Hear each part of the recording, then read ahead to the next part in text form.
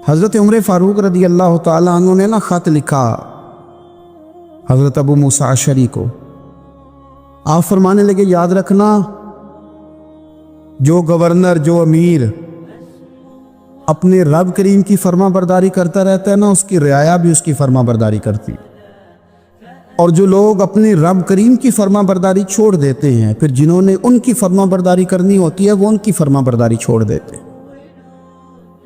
آپ نے سپہ سالاروں کو خط لکھے تھے، فوج کے جو جرنیل تھے کمانڈو تھے ان کو خط لکھے تھے. فرمایا جو سپاہی نماز نہیں پڑھتا اسے فوج سے نکال دو، اور ساتھ لکھا تھا یاد رکھو جو رب کا وفادار نہیں وہ ہمارا کیسے ہو سکتا ہے، نکال دو ان لوگوں کو، فوج سے الگ کر دو.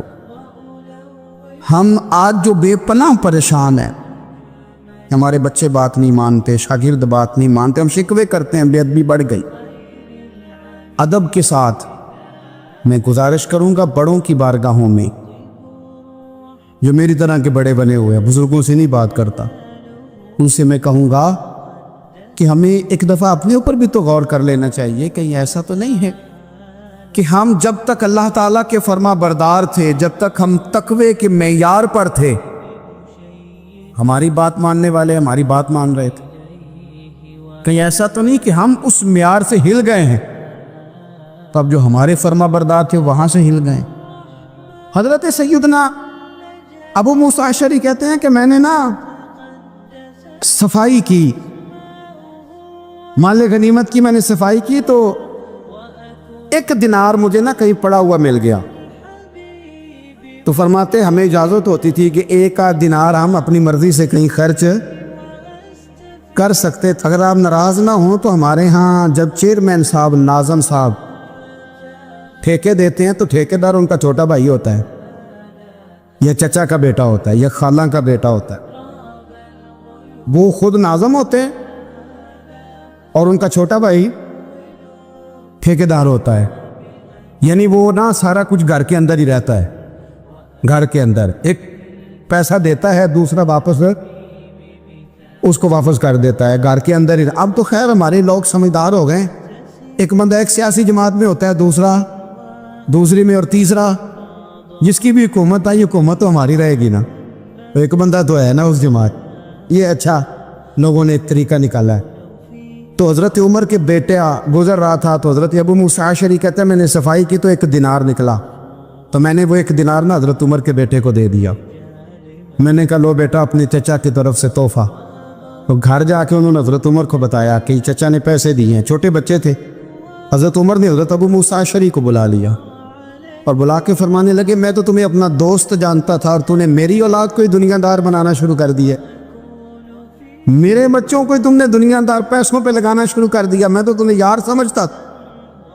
فرمایا تمہیں چاہیے تھا میرے بیٹے کو نصیحت کرتے کہ بیٹا پیسوں سے رب راضی نہیں ہوتا، اس کی رضا والے کام کیے جائیں تو رب راضی ہوتا ہے. اور فرمایا تمہیں کوئی اور گھر نہیں ملا تھا تباہ کرنے کے لیے، میرا ہی گھر ملا تھا، اٹھاؤ اپنا دینار اور خبردار آج کے بعد میرے بچوں کے ساتھ یہ والی نیکی نہ کرنا. اور ہمارا کیا سٹیٹس ہے، دوستی ہے یہ اس سے جو تحفے زیادہ دے، جو بچوں کو خراب کرنے میں مدد زیادہ کرے اس کے ساتھ گرام.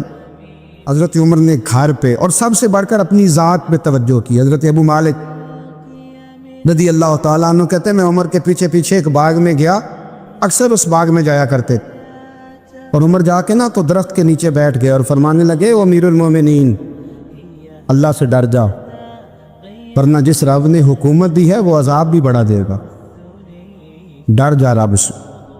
کبھی ساری زندگی حضرت عمر نے اپنا کوئی تعارف نہیں کرایا، کبھی نہیں.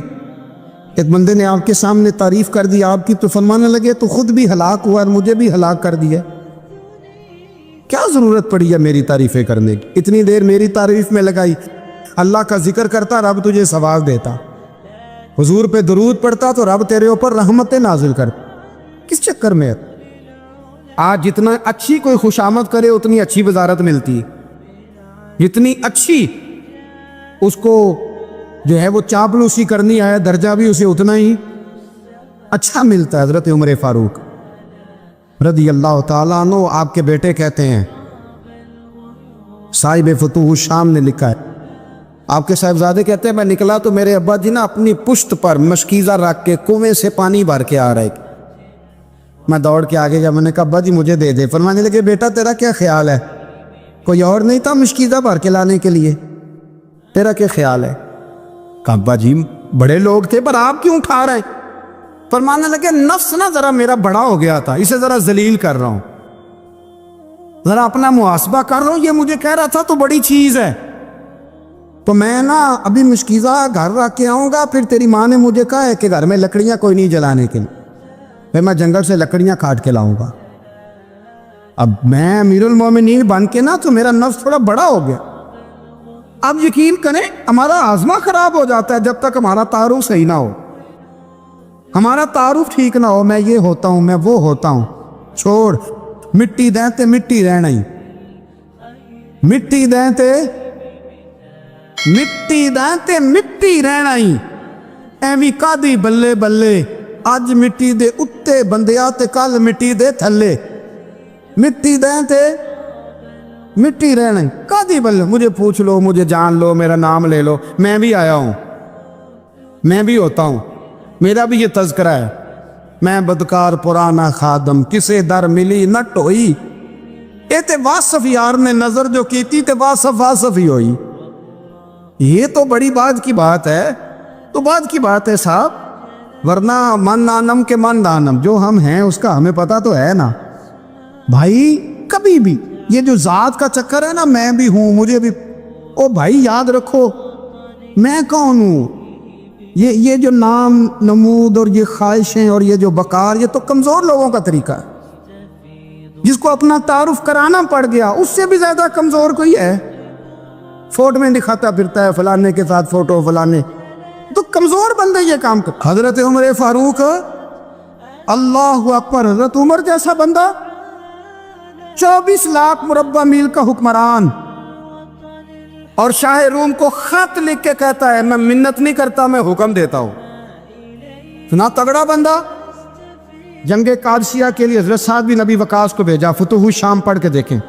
हजरत उमर बड़े परेशान हैं, इतने दिन हो गए कोई रिपोर्ट ही नहीं आई। अब तो मोबाइल है ना, तो एक एक मिनट की रिपोर्ट लें आप, बल्कि आप एक मिनट की फ़ोटो लें आप, रिपोर्ट तो दूर रह गई।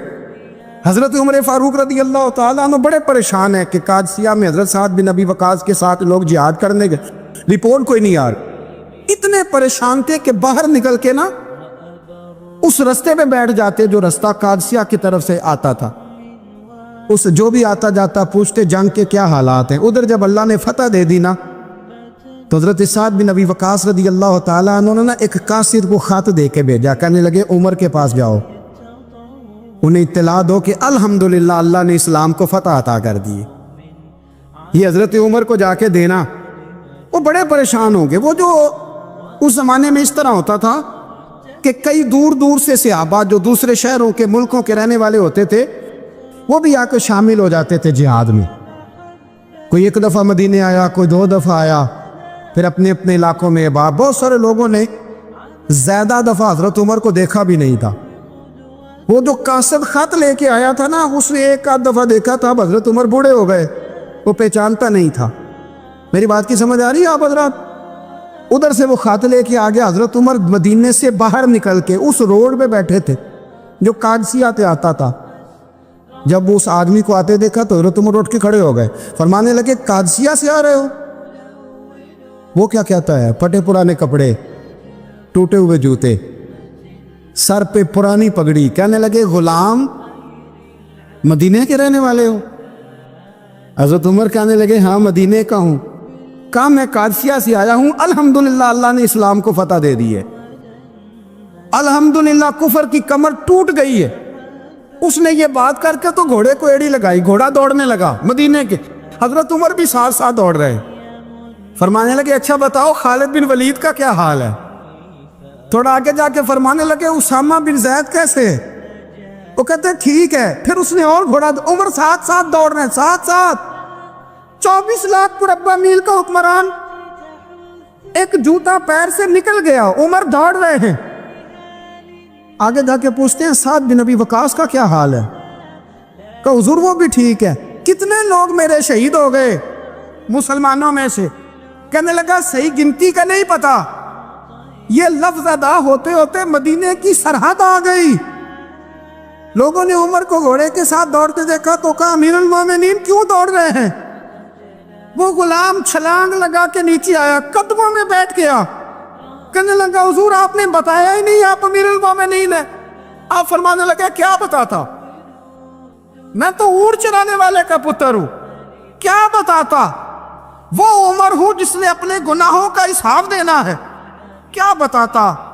जो साद बिन अबी वकास को जिहाद पे भेज के खुद बुज़दिलों की तरह घर में बैठा है, क्या बताता। कोई हैसियत नहीं, कोई तार। तूने अच्छा किया, तू तो मुजाहिद था, मुझे साथ साथ दौड़ाया, तूने अच्छा किया। जितने लोग थे चीखे मार के रोने लगे। हज़रत फारूक आज़म से कहने लगे उमर जब तक तेरे जलवे रहेंगे अल्लाह कामयाबियाँ ही अता फरमाएगा, जब तक तेरा रंग रहेगा अल्लाह ताला नवाजता ही रहेगा। कुछ नहीं, कभी अपना आप जाहिर ही नहीं किया। बहुत बड़े थे, बहुत बड़े थे हज़रत उमर, बड़े थे, लेकिन सारी ज़िंदगी अपने मुहाज। हज़रत अबू राफ़े ग़ुलाम थे, कुरान पाक बड़ा सोना पढ़ते थे। हज़रत उमर जब भी उन्हें मिलते कहते अबू राफ़े तो उमर से अच्छा है, कुरान बड़ा शानदार पढ़ता है। तो वो कहते हुजूर अगर मैं कुरान सही पढ़ता हूँ तो आपको कुरान की तशरीह ज़्यादा सही आती, आप भी तो मुझसे अफजल हैं। तो आप फरमाते नहीं फिर भी तो मुझसे अफजल है। क्यों? इसलिए कि तू अपने ग़ुलाम अपने आका की नौकरी भी ठीक करता है और रब की इबादत भी ठीक करता है, और मुझे खाली सिर्फ इबादत करनी होती है वो भी ठीक नहीं कर पाता। सारी ज़िंदगी अपना मुहासबा, सारी ज़िंदगी अपने गिरेबान में देखा, सारी ज़िंदगी अपने आप को परखा, अपने आप को टटोला। 65 साल उम्र बीत गई। हज़रत हुज़ाफ़ा बिन यमान एक सहाबी थे, मेरे नबी करीम अलैहिस्सलाम ना उनसे राज की बातें करते थे। हर बंदे का आज़मा ठीक नहीं होता, सबसे राज की बात नहीं करनी चाहिए। हज़रत हुज़ाफ़ा बिन यमान कहते हैं हुजूर राज की बातें बताते। मदीना मुनव्वरा में जो मुनाफिकीन थे उनकी लिस्ट भी नबी पाक ने हज़रत हुज़ाफ़ा बिन यमान को दी थी। जब कोई मशकूक आदमी मर जाता ना तो सहाबा कहते हम देखते अगर हज़रत हुज़ाफ़ा ने जनाजा पढ़ा तो हम भी जनाजा पढ़ लेते। नबी पाक ने भी कुछ जनाजे नहीं पढ़े, तिरमिज़ी में है, फरमाया उस्मान से जो बुग़्ज़ रखे उसका जनाजा नहीं पढ़ेंगे। हज़रत हुज़ाफ़ा बिन यमान अगर जनाजा पढ़ते तो लोग पढ़ते, वो ना पढ़ते तो लोग जनाजा ना पढ़ते। हज़रत हुज़ाफ़ा बिन यमान कहते हैं जनाब उमर फ़ारूक की खिलाफत के आखिरी अय्याम थे, कुछ दिनों के बाद वो शहीद हो गए। फरमाते आधी रात का वक्त था, मैं घर में सोया था बड़ा बेफिक्र, अचानक मेरे दरवाजे पर दस्तक हुई, मैं घबरा के उठा, इतनी रात को कौन आया। इतने कुर्बान जाऊं, दरवाजे पे गया तो अमीरुल मोमिनीन फारूक आज़म दरवाजे पे। मैंने कहा उमर कोई हुक्म था तो मुझे बुला लेते। कहने लगे मैं ना अमीर बन के नहीं आया, तेरा वीर बन के आया हूं।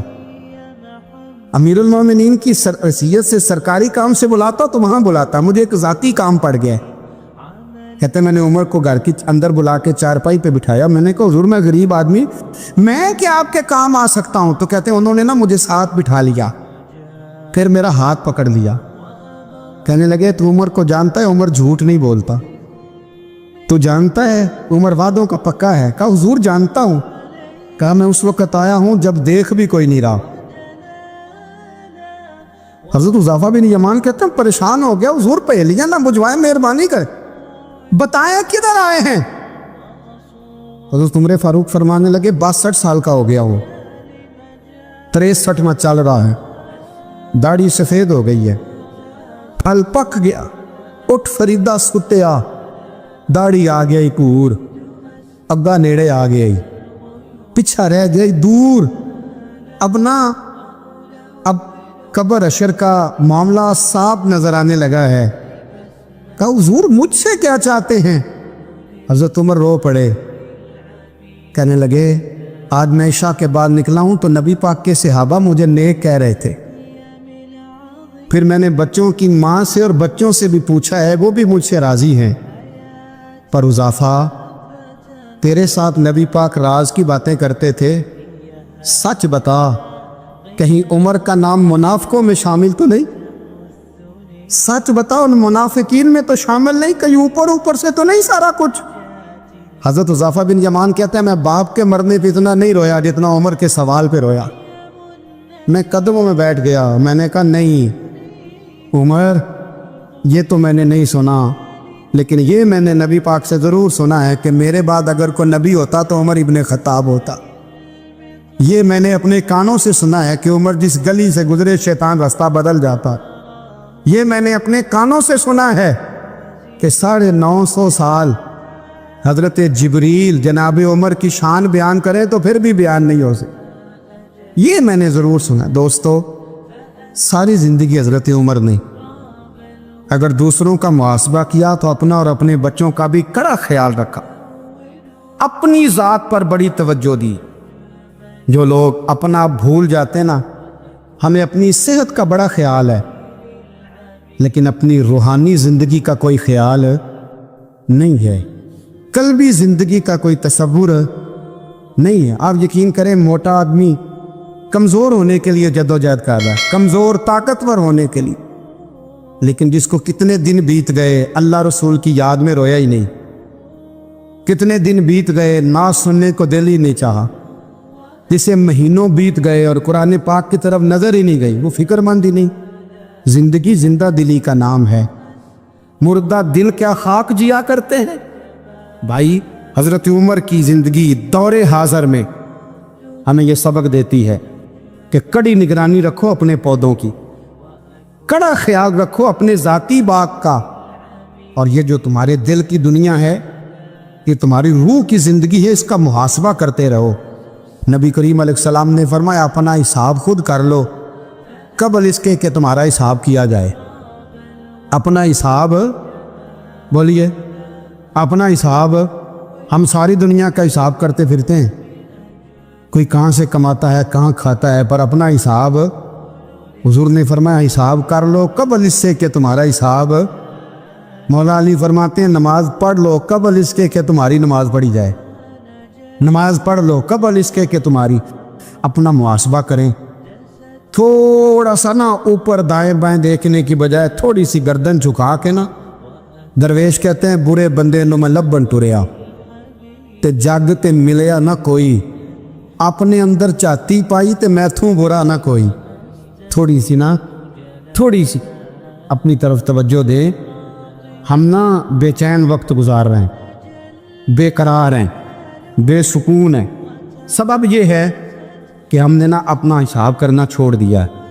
حضرت مصعب ابن عمیر بڑے مالدار تھے اور بڑے مہنگے جوڑے پہنتے تھے، پھر اللہ نے کرم کیا اور حضور کی غلامی میں آ گئے۔ میں حضرت مصعب ابن عمیر کو پڑھ کے نا ایک جملہ میں نے نیچے لکھا ہے، میں نے کہا اس کا مطلب ہے کہ سوٹوں میں، کوٹھیوں میں، گاڑیوں میں سکون نہیں، سکون تب بھی ہے جب ضمیر مطمئن ہو جائے۔ مالدار آدمی تھے پر یہاں پھٹے پرانے کپڑوں میں آ گئے، اس لیے کہ وہاں سب کچھ تھا، دل مطمئن نہیں تھا۔ تو پہلے حبشہ گئے ہجرت کر کے، پھر مکے واپس آئے۔ نوجوان آدمی، بوڑھا آدمی نہیں، جوان۔ نبی پاک صلی اللہ علیہ وسلم نے ڈیوٹی لگائی، فرمایا مدینے مجھ سے پہلے جاؤ، جا کے تبلیغ کرو۔ یہ وہاں گئے، کسی کے گھر میں، حضرت اسد بن زرارہ رضی اللہ تعالیٰ عنہ کے گھر میں ڈیرا لگایا۔ وہاں بنی ظفر کا ایک گھر تھا، ایک حضرت اسد بن زرارہ کا، وہاں تبلیغ کرتے، دین بتاتے۔ جوان آدمی اور امیر آدمی، منت کرنے کی کیا ضرورت ہے؟ کسی کی منت کرنے کی کیا ضرورت ہے؟ پر دروازے رسول پہ آئے نا۔ حیدر شاہ اس گلی کدے نہ رول دی، پر ان تے رول گئی نا۔ آئے نا تو آ کے حضور کی بارگاہ سے پیغام لے کے یہاں پہنچ گئے۔ حضرت اسد بن زرارہ کے گھر میں ان کا قیام تھا رضی اللہ تعالیٰ، وہ مسلمان ہو چکے تھے، اور ان کی خالہ کے بیٹے تھے حضرت صاحب بن معاذ، جو قبیلہ بنو اشہل کے سربراہ تھے، اپنے قبیلے کے سردار تھے اور خالہ کے بیٹے تھے۔ وہاں آ گئے، حضرت مصعب بن عمیر نے تبلیغ شروع کر دی۔ شروع میں غریب لوگ کلمہ پڑھنے والے تھے، بات ذرا پھیلنے لگی تو حضرت صاحب بن معاذ نے خود نہیں کہا، خالہ کے بیٹے تھے، نہ کہا وہ ناراض نہ ہو جائے۔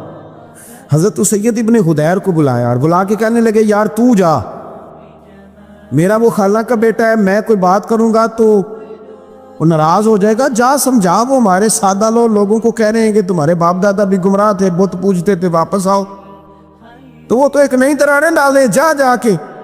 اب وہ بھی سردار بندے تھے، انہوں نے کہا تو ہی اٹھا سکتا ہے، پورا ان کو تیار کر کے بھیجا تو وہ ڈنڈا لے کے آئے اور سخت بات کی آ کے حضرت مصعب بن عمیر کے ساتھ، حالانکہ یہ بھی بڑی امیر ماں کے بیٹے، اور بڑے عجیب جملے کہے کہ کوئی کام نہیں ملا تو اب یہ شروع کر لیا تم لوگوں نے، بڑی باتیں کی۔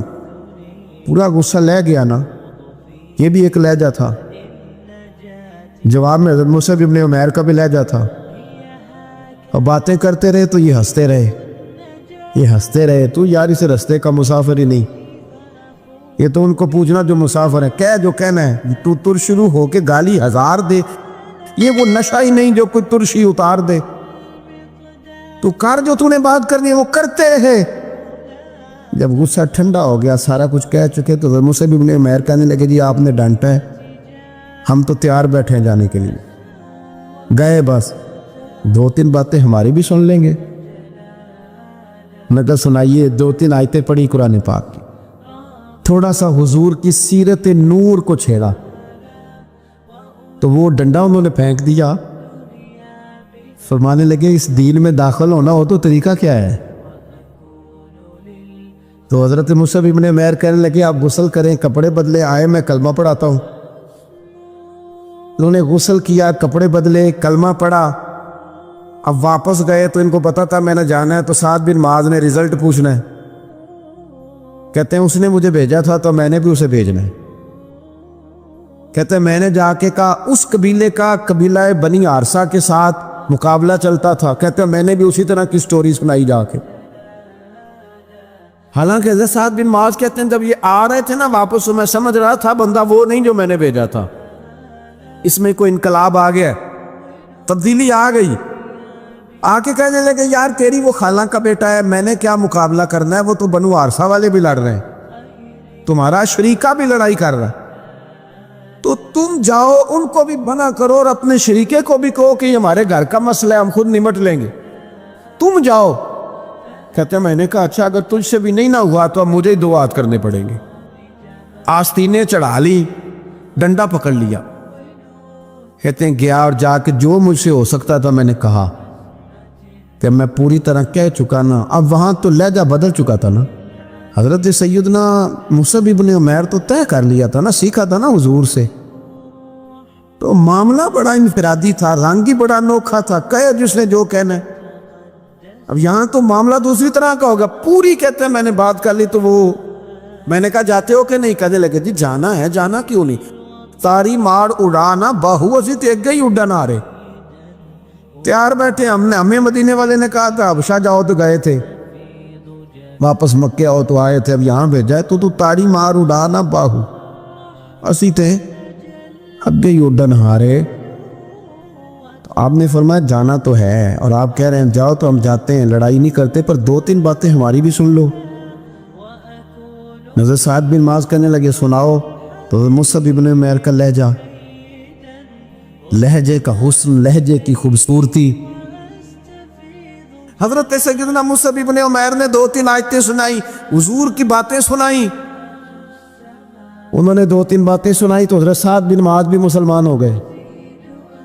اب واپس گئے، ایک قبیلے کے سردار تھے اور یہ وہ لیڈر تھے جن پر قبیلہ جان دیتا تھا، جا کے کھڑے ہوئے قبیلے والوں کے پاس، کہنے لگے میرے بارے میں تمہارا کیا خیال ہے؟ انہوں نے کہا سردار کوئی پوچھنے والی بات ہے، یہ تو ہماری کو نیکی ہے کہ آپ جیسا سردار ملا ہے۔ فرمانے لگے مجھ سے پیار کرتے ہو؟ حضرت جی بڑا۔ فرمایا مجھ پر تمہارے ساتھ آج کے بعد کلام حرام ہے۔ کہا کیوں؟ کہنے لگے اتنی دیر کلام نہیں کروں گا جتنی دیر تم مدینے والے رسول کا کلمہ پڑھ کے مسلمان نہیں ہے۔ تو حضرت سعد بن معاذ نے سارا قبیلہ مسلمان کر لیا، حضرت سید ابن حدیر بھی مسلمان ہو گئے، اور اتنا بڑا ماحول بن گیا مدینے میں کہ جہاں 12-13 لوگ کلمہ پڑھتے تھے، 70 لوگ اگلے سال حضور کی بارگاہ میں گئے، حضور اب ہماری جمعیت بن گئی، یا آپ تشریف لائیں۔ حضور نے فرمایا جب تجھے کسی سے محبت ہوتی ہے تو وہ تجھے بہرا بھی کر دیتی ہے، گونگا بھی کر دیتی ہے، اندھا بھی کر دیتی ہے۔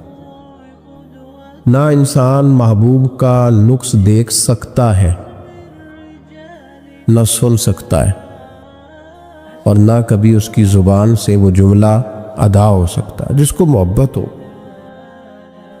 جس نے بات سن لی وہ بھی محبت میں کچا ہے،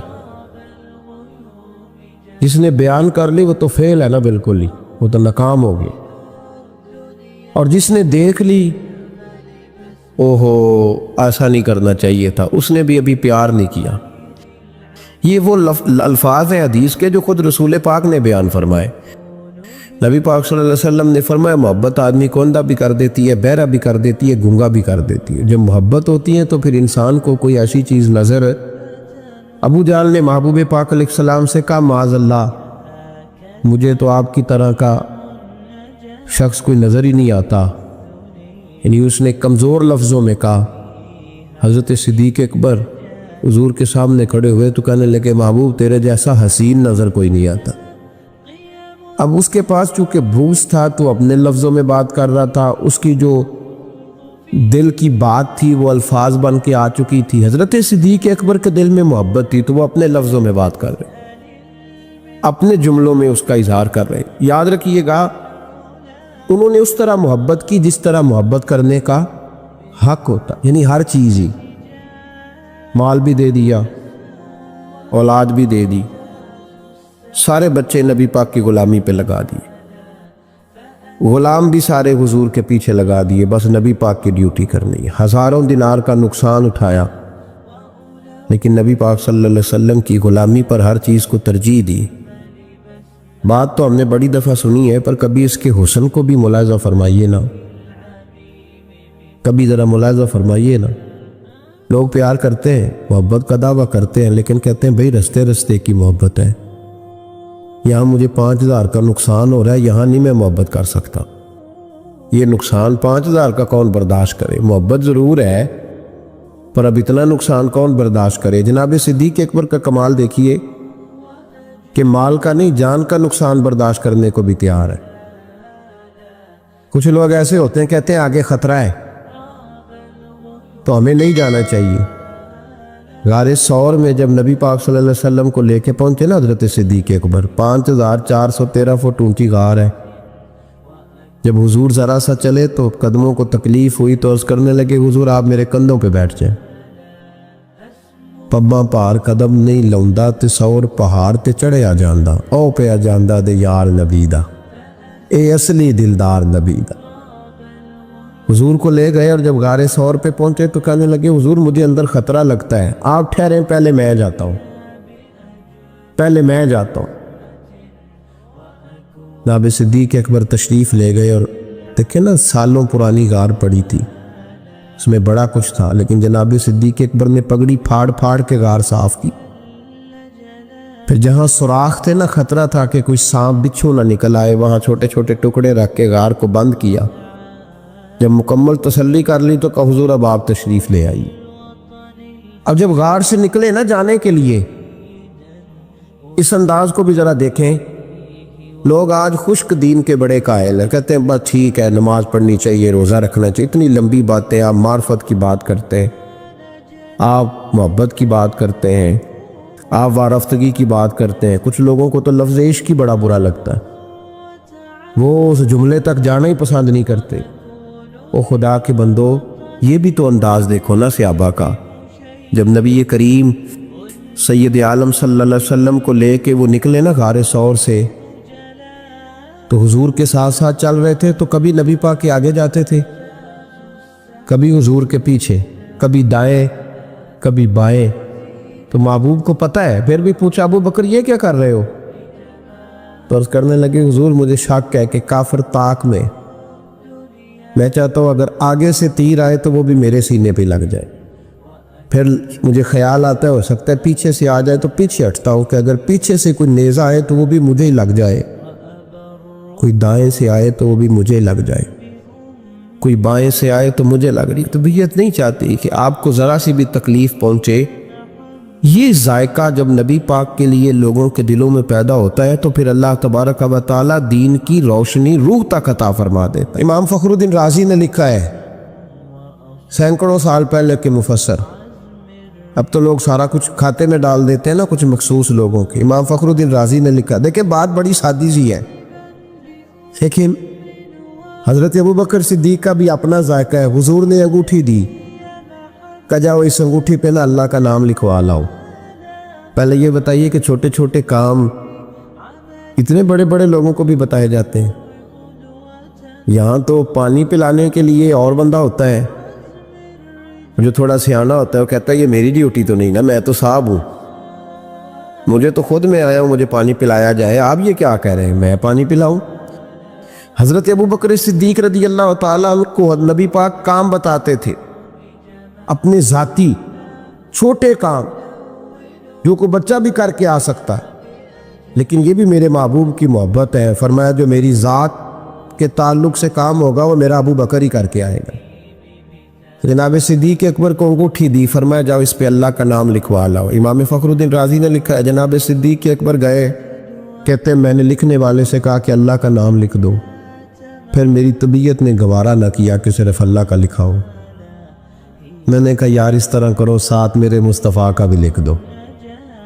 حضور کا حکم کیا ہے تو حضرت ابو بکر کیا کہتے ہیں, یہاں لوگوں کو بڑا شکوہ ہے, کہتے ہیں آپ جناب بڑھا کے حضور کی شانے پہ اتنی بات کہو جتنی ہے, حد میں رکھو. اور میں نے کہا بیوقوف تو حضور کی حد بتا دینا ہم وہیں تک رہ جائیں گے. بلغل الا بے کمال ہی کشف الدجا بے جمال حسنت جمیع خصال صلو علیہ وآلہ, وہ حد بتا ہم حد تک رہیں گے. نبی پاک صلی اللہ علیہ وسلم نے کہا میرا نام لکھو, اللہ کا نام لکھواؤ. جناب صدیق اکبر نے ساتھ حضور کا بھی لکھوا لیا. واپس لائے نا, حضور کو انگوٹھی دی تو اس پہ لکھا تھا اللہ, محمد اور ابو بکر. تو حضور نے فرمایا ابو بکر یہ تو نے کیا کیا؟ میں نے کہا تھا اللہ کا لکھوا لا, تو میرا بھی لکھوا لایا اپنا بھی. جناب صدیق اکبر چونک گئے. امام فخر الدین رازی نے لکھا چونکے, عرض کرنے لگا یا رسول اللہ میں نے آپ کا نام تو لکھوایا ہے, میری طبیعت گوارا نہیں کرتی تھی کہ اللہ کا ہو اور آپ کا نہ ہو, خدا کا ذکر کرے ذکر مصطفیٰ نہ کرے, ہمارے منہ میں ہو ایسی زبان خدا نہ کرے. کہا حضور اللہ کا نام تو آپ نے کہا تھا اور میں نے ساتھ گوارا نہیں کیا کہ آپ کا نہ ہو, تو میں نے لکھوا لیا ہے, باقی اپنا میں نے نہیں لکھوایا. حضور واللہ میں نے نہیں لکھوایا. محبوب ابھی بات سو نہیں رہے تھے کہ جبریل امین حاضر ہو گئے. عرض کرنے لگے یا رسول اللہ رب فرماتا ہے ابو بکر گوارا نہیں کرتا کہ میرے نام سے آپ کا نام جدا ہو, تو رب گوارا نہیں کرتا کہ آپ کے نام سے ابو بکر کا نام جدا ہو. لہذا ابو بکر نے آپ کا لکھوایا ہے اور ابو بکر کا رب کریم نے لکھوا دیا ہے. تو بھائی محبت جب یہ روپ اختیار کرتی ہے تو اعلیٰ حضرت پھر بول اٹھتے ہیں, فرماتے ہیں اگر مصطفیٰ جیسا پیر کوئی نہیں تو پھر ابو بکر جیسا مرید بھی کوئی نہیں.